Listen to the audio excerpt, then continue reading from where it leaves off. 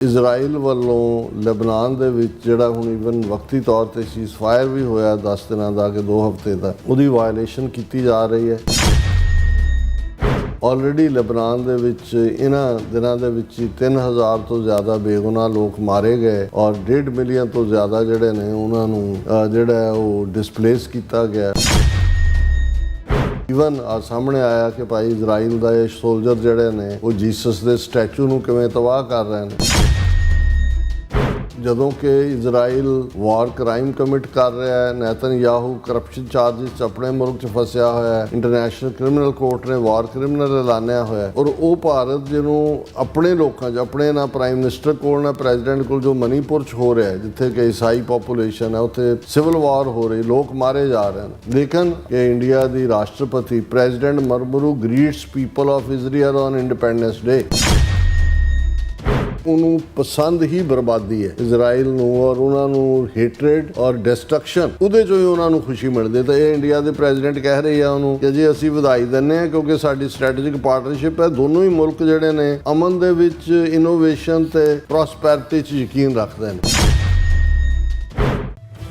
ਇਸ ਬਦਲਦੀ ਦੁਨੀਆ ਵਿੱਚ ਤੁਸੀਂ ਪਿੱਛੇ ਨਾ ਰਹਿ ਜਾਓ। ਹਰ ਘਟਨਾ ਜੋ ਤੁਹਾਡੀ ਜ਼ਿੰਦਗੀ ਤੇ ਅਸਰ ਪਾ ਰਹੀ ਹੈ, ਅਸੀਂ ਉਸ ਬਾਰੇ ਦੇਵਾਂਗੇ ਤੁਹਾਨੂੰ ਸਟੀਕ ਤੇ ਸਹੀ ਜਾਣਕਾਰੀ। ਤੁਹਾਡਾ ਆਪਣਾ ਹੱਕ ਸੱਚ ਦੀ ਆਵਾਜ਼ TV84। TV84 ਦੇ ਨਾਲ ਜੁੜਨ ਲਈ ਆਪਣਾ ਫੋਨ ਚੁੱਕੋ ਤੇ ਐਪ ਸਟੋਰ ਵਿੱਚ ਜਾ ਕੇ ਡਾਊਨਲੋਡ ਕਰੋ TV84 ਦੀ ਨਵੀਂ ਐਪ। ਇਸ ਐਪ ਤੇ ਤੁਸੀਂ ਦੇਖ ਸਕਦੇ ਹੋ 24 ਘੰਟੇ TV84 ਦਾ ਲਾਈਵ ਚੈਨਲ ਅਤੇ ਨਾਲ ਹੀ ਪੰਜ ਪੰਜਾਬ ਅਤੇ ਦੁਨੀਆ ਭਰ ਦੀਆਂ ਅਹਿਮ ਖਬਰਾਂ। ਫਿਰ ਦੇਰ ਕਿਸ ਗੱਲ ਦੀ, ਹੁਣੇ ਡਾਊਨਲੋਡ ਕਰੋ TV84 ਦੀ ਨਵੀਂ ਐਪ।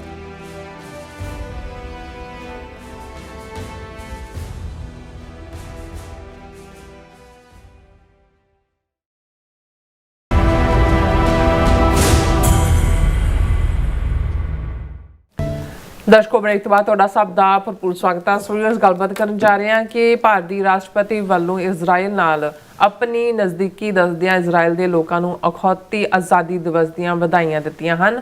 ਈਰਾਨ ਵੱਲੋਂ ਹੁਣ ਭਾਰਤ ਨਾਲ ਸਖਤੀ ਵਰਤੀ ਜਾ ਰਹੀ ਹੈ ਔਰ ਮੀਡੀਆ ਰਿਪੋਰਟਾਂ ਅਨੁਸਾਰ ਤੇਲ ਨਾਲ ਭਰੇ ਭਾਰਤ ਜਾ ਰਹੇ ਇੱਕ ਸ਼ਿਪ ਨੂੰ ਈਰਾਨ ਨੇ ਸਟੇਟ ਆਫ ਹਾਰਮੂਜ਼ ਤੇ ਜ਼ਬਤ ਕਰ ਲਿਆ ਹੈ। ਸੋ ਇਸ ਬਾਰੇ ਆਪਾਂ ਗੱਲਬਾਤ ਕਰਨ ਜਾ ਰਹੇ ਹਾਂ। ਸੋ ਅਸੀਂ ਚਾਹਾਂਗੇ ਕਿ ਤੁਸੀਂ ਇਸੇ ਤਰ੍ਹਾਂ ਬੜੇ ਨਾਲ ਦੇਖਣ, ਸੁਣ ਲਈ ਜਾਂ ਲਿਖਣ ਲਈ ਤੁਹਾਡਾ ਸਭ ਦਾ ਬਹੁਤ ਬਹੁਤ ਧੰਨਵਾਦ।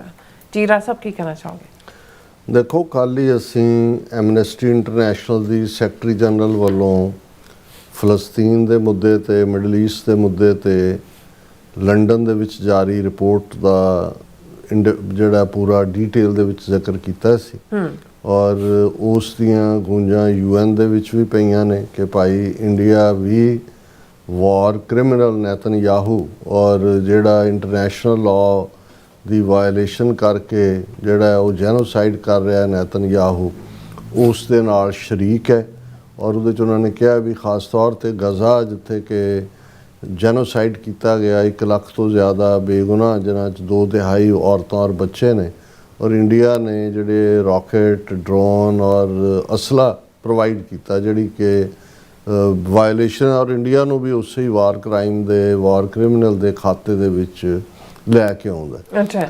ਦੂਸਰੇ ਪਾਸੇ ਜਿਵੇਂ ਅਸੀਂ ਪਿਛਲੇ ਸੈਗਮੈਂਟ 'ਚ ਡਿਸਕਸ ਕਰਕੇ ਹਟੇ ਹਾਂ ਕਿ ਰਾਜਨਾਥ ਸਿੰਘ ਬਰਲਿਨ ਦੇ ਵਿੱਚ ਜਿੱਥੇ ਉਹ ਜਰਮਨ ਦੇ ਡਿਫੈਂਸ ਮਿਨਿਸਟਰ ਦੇ ਸੱਦੇ ਤੇ ਆਇਆ ਹੋਇਆ ਹੈ, ਬੜੇ ਫਖਰ ਦੇ ਨਾਲ ਕਹਿੰਦਾ ਕਿ ਜੀ ਅਸੀਂ ਤਾਂ ਬਿਲਕੁਲ ਨਿਊਟਰਲ ਰੋਲ ਪਲੇ ਕਰ ਰਹੇ ਹਾਂ ਔਰ ਇਸੇ ਕਰਕੇ ਸਾਡਾ ਬਹੁਤ ਵੱਡਾ ਸਟੇਟਸ ਹੈ, ਅਸੀਂ ਨਾ ਉਹਦੇ ਖਿਲਾਫ ਹੈ ਨਾ ਇਹਦੇ ਖਿਲਾਫ ਹੈ, ਅਸੀਂ ਇਹ ਨਹੀਂ ਚਾਹੁੰਦੇ, ਅਸੀਂ ਉਹ ਨਹੀਂ ਚਾਹੁੰਦੇ। ਪਰ ਜੱਗ ਜਾਣਦਾ ਹੈ ਕਿ ਕਿਵੇਂ ਮੋਦੀ ਔਰ ਨੇਤਨਯਾਹੂ ਉਹ ਬਗਲਗੀਰ ਨੇ, ਇੰਡੀਆ ਦੀ ਖੁਫੀਆ ਏਜੰਸੀ ਮੋਸਾਦ ਦੇ ਹੀ ਹੁਣ ਖੰਭਾਂ ਥੱਲੇ ਹੈ ਔਰ ਉਹਨਾਂ ਦੇ ਹੀ ਜਿਹੜਾ ਉਹ ਤੌਰ ਤਰੀਕਿਆਂ ਨੂੰ ਜਿਹੜਾ ਇਸਤੇਮਾਲ ਕਰਦੇ ਆ, ਟਰਾਂਸਨੈਸ਼ਨਲ ਰਿਪਰੈਸ਼ਨ ਵਰਗੇ ਜਿਹੜੇ ਉਹਨਾਂ ਨੇ ਨਵੇਂ ਹਥਿਆਰ ਇਸਤੇਮਾਲ ਕੀਤੇ ਆਵਾਜ਼ ਨੂੰ ਬੰਦ ਕਰਨ ਲਈ।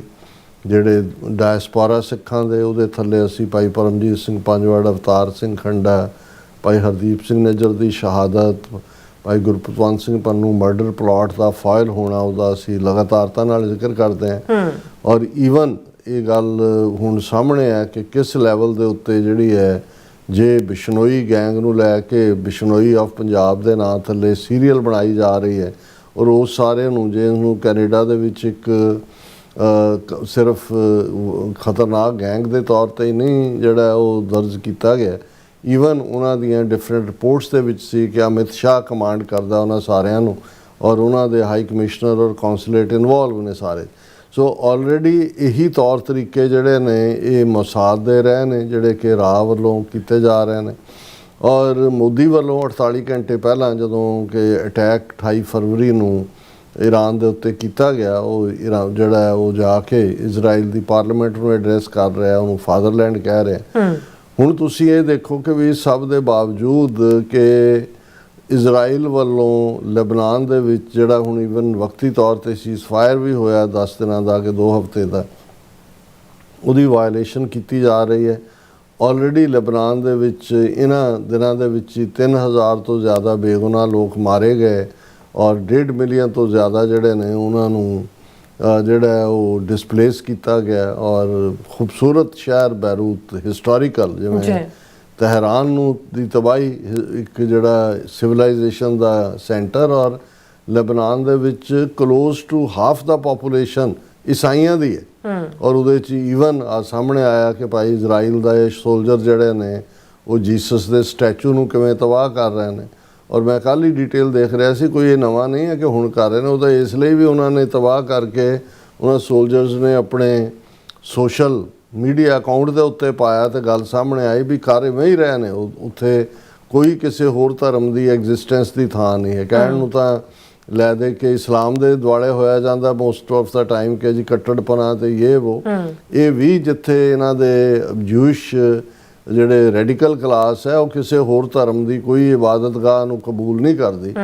ਔਰ ਇਹ ਸਾਰੇ ਦੇ ਚੱਲਦੇ ਆ ਜਦੋਂ ਕਿ ਇਜ਼ਰਾਈਲ ਵਾਰ ਕ੍ਰਾਈਮ ਕਮਿਟ ਕਰ ਰਿਹਾ ਹੈ, ਨੇਤਨਯਾਹੂ ਕਰਪਸ਼ਨ ਚਾਰਜਿਸ 'ਚ ਆਪਣੇ ਮੁਲਕ 'ਚ ਫਸਿਆ ਹੋਇਆ ਹੈ, ਇੰਟਰਨੈਸ਼ਨਲ ਕ੍ਰਿਮੀਨਲ ਕੋਰਟ ਨੇ ਵਾਰ ਕ੍ਰਿਮੀਨਲ ਐਲਾਨਿਆ ਹੋਇਆ।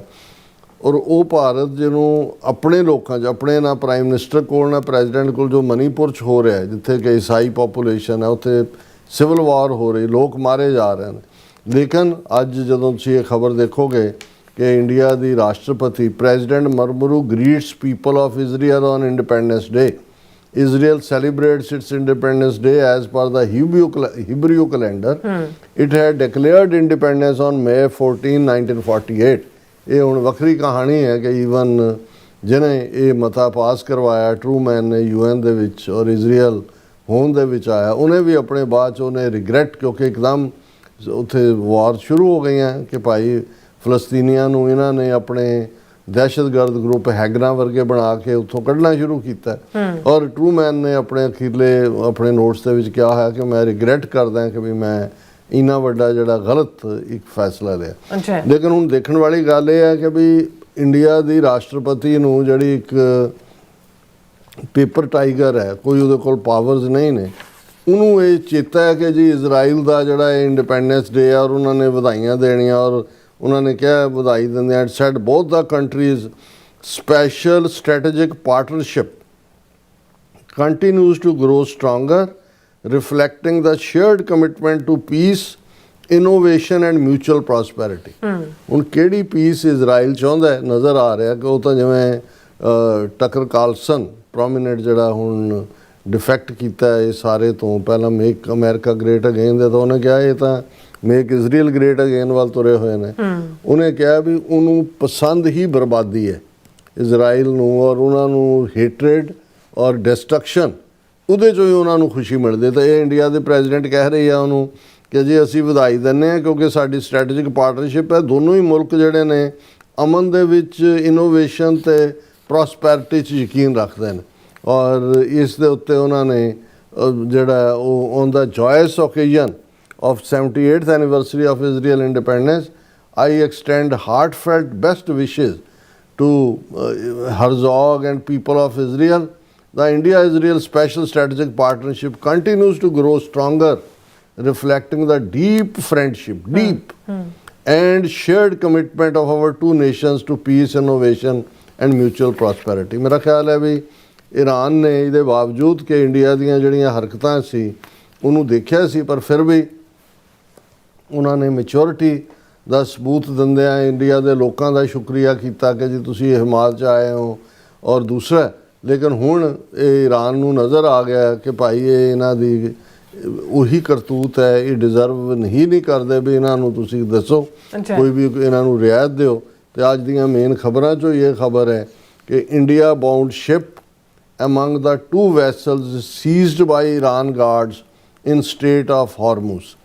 ਹੁਣ ਤੁਸੀਂ ਇੰਡੀਆ ਦੀ ਬੇਈਮਾਨੀ ਦੇਖੋ, ਤੇਲ ਇੰਡੀਆ ਦਾ ਜਾ ਰਿਹਾ ਤੇ ਜਿਹੜਾ ਝੰਡਾ ਲਾਇਆ ਹੋਇਆ ਸੀ ਜਿਹੜੀ ਸ਼ਿਪ ਨੂੰ ਉਹਨਾਂ ਨੇ ਜਿਸ ਵੈਸਲ ਨੂੰ ਸੀਜ਼ ਕੀਤਾ ਲਾਈਬੇਰੀਆ ਦਾ, ਲਾਈਬੇਰੀਆ ਫਲੈਗਡ ਐਪੀਮਿਨੋਡਾਸ ਇਹ ਉਹਦਾ ਨਾਂ ਹੈ ਸ਼ਿਪ ਦਾ, was headed to Gujarat's Mundra port ਜਿਹਨੂੰ ਅਡਾਨੀ ਓਨ ਕਰਦਾ ਉਹਦੇ ਵੱਲ ਜਾ ਰਿਹਾ ਸੀ। According to ship tracking data both ships directed to Iranian coast, ਕਿ ਵੀ ਈਰਾਨ ਦੀ ਰੈਵੋਲੂਸ਼ਨਰੀ ਗਾਰਡ ਨੇ ਬੁੱਧਵਾਰ ਨੇਵਲ ਫੋਰਸ ਦਾ ਇਸਤੇਮਾਲ ਕਰਕੇ 2 ਕੰਟੇਨਰ ਸ਼ਿਪ ਜਿਹੜੇ ਕਿ ਬਲੌਕੇਡ ਜਿਹੜੀ ਈਰਾਨ ਨੇ ਸਟੇਟ ਆਫ ਹਾਰਮੂਜ਼ ਦੀ ਕੀਤੀ ਹੈ ਉੱਥੋਂ ਗੁਜ਼ਰ ਰਹੇ ਸੀ।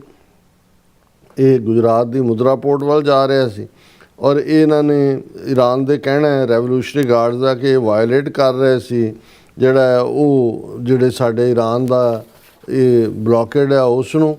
ਔਰ ਅਸੀਂ ਜਿਹੜਾ naval force this morning identified and stopped in the strait of Hormuz 2 violating ships ਜਿਹੜੇ ਸਾਡੇ ਰੂਲ ਵਾਇਓਲੇਟ ਕਰ ਰਹੇ ਸੀ ਉਹਨਾਂ ਨੂੰ ਫੜਿਆ। ਦਾ 2 offending ships were seized by IRGC's naval forces and directed to the Iranian coast।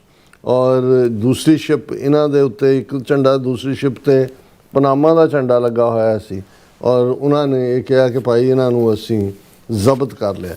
ਹੁਣ ਉਹੀ ਰਾਜਨਾਥ ਸਿੰਘ ਜਿਹੜਾ ਬਰਲਿਨ ਦੇ ਵਿੱਚ ਇੱਕ ਦਿਨ ਪਹਿਲਾਂ ਇੰਡੀਅਨ ਕਮਿਊਨਿਟੀ ਨੂੰ ਐਡਰੈਸ ਕਰਦਿਆਂ ਕਹਿ ਰਹੇ ਸੀ ਦੇਖੋ ਸਾਡੀ ਕਿੰਨੀ ਕਾਮਯਾਬ ਡਿਪਲੋਮੇਸੀ ਹੈ ਕਿ ਸਾਡੇ ਹੀ 7-8 ਜਹਾਜ਼ ਉੱਥੋਂ ਉਹਨਾਂ ਨੇ ਨਿਕਲਣ ਦੇਣ ਨੂੰ ਅਲਾਉ ਕੀਤੇ ਨੇ।